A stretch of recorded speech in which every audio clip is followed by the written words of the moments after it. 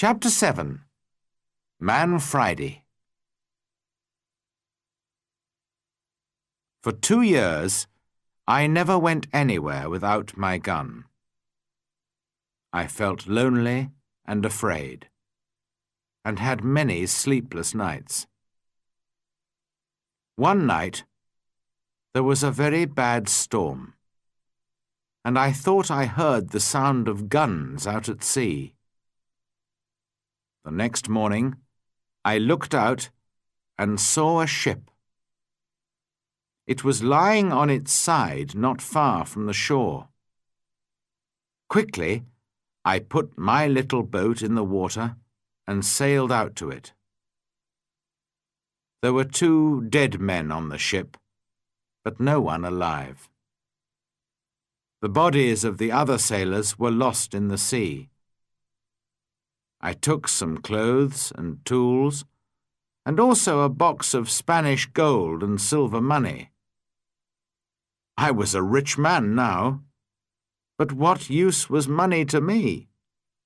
I could not buy anything with it.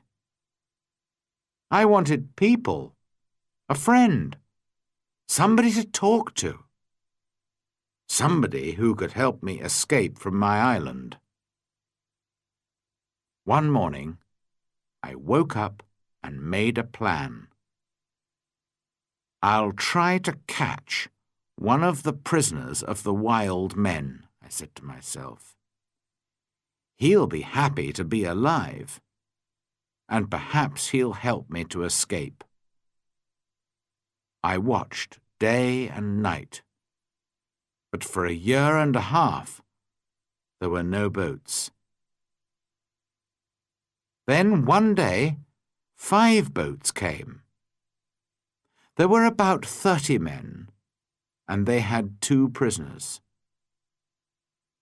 They made their fire on the sand and danced round it. Then they killed one of the prisoners and began to cook their terrible meal. The second prisoner waited under the trees, with 2 men to watch him. Suddenly, the prisoner turned and ran. The 2 men ran after him, but the other wild men were busy round the fire and did not see what was happening. The prisoner ran like a wild goat, and soon I saw that he was coming near the bottom of my hill. As fast as I could, I ran down the hill and jumped out of the trees between the prisoner and the 2 wild men. I hit the first man with the wooden end of my gun, and he fell down, but I had to shoot the second man. The poor prisoner did not move. He was afraid of the noise of my gun. I called to him and tried to show him that I was friendly. Slowly, he moved nearer to me. But just then, the first wild man began to get up from the ground. Then the prisoner spoke, and I understood that he wanted my sword. How happy I was to hear words again. I gave him my sword, and at once he cut off the head of his enemy. Hurriedly, we hid the dead bodies under some leaves, and then left quickly.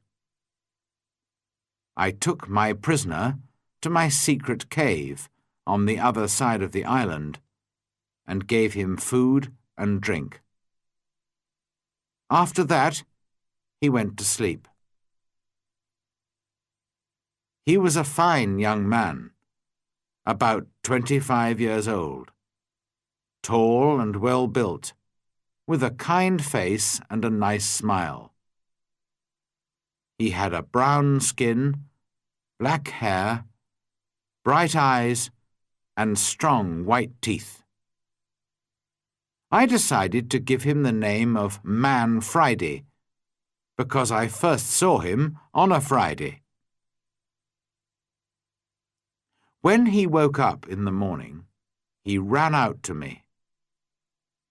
I was milking my goats in the field, and he got down on the ground and put his head near my foot. I understood that he was thanking me, and I tried to show him that I was his friend. I began to teach him to speak English, and soon he could say his name, Master, and yes and no. How good it was to hear a man's voice again. Later that day, we went back to my first house. We went carefully along the beach, but there were no boats and no wild men. Just blood and bones all over the sand. I felt ill, but Friday wanted to eat the pieces of men's bodies which were still on the ground. I showed him that this was terrible for me, and he understood. When we got to my house, I gave Man Friday some trousers, and I made him a coat and a hat. He liked his new clothes very much. Then I made him a little tent to sleep in. But for a few weeks, I always took my gun to bed with me. Perhaps Friday was still a wild man, and would try to kill me in the night. At first, Friday was very afraid of my gun. Sometimes he talked to it and asked it not to kill him. Friday was a quick learner, and his English got better day by day. He helped me with the goats and with the work in the cornfields, and soon we were good friends. I enjoyed teaching him, and most of all, having a friend to talk to. This was the happiest of all my years on the island. Friday and I lived together happily for 3 years. I told him the story of my adventures and about life in England, and he told me about his country and his people. One day we were at the top of the highest hill on the island, and we were looking out to sea. It was a very clear day, and we could see a long way. Suddenly, Friday began to jump up and down, very excited. "What's the matter?" I said. "Look, Master, look!" Friday cried. "I can see my country. Look over there." I looked, and there to the northwest, between the sea and the sky, was a long, thin piece of land. I learnt later that it was the island of Trinidad, and that my island was in the mouth of the river Orinoco on the north coast of South America. I began to think again about escape. Perhaps Friday wanted to go home too. Perhaps together we could get to his country. But what then? Would Friday still be my friend? Or would his people kill me and eat me? I took Friday to the other side of the island and showed him my big canoe.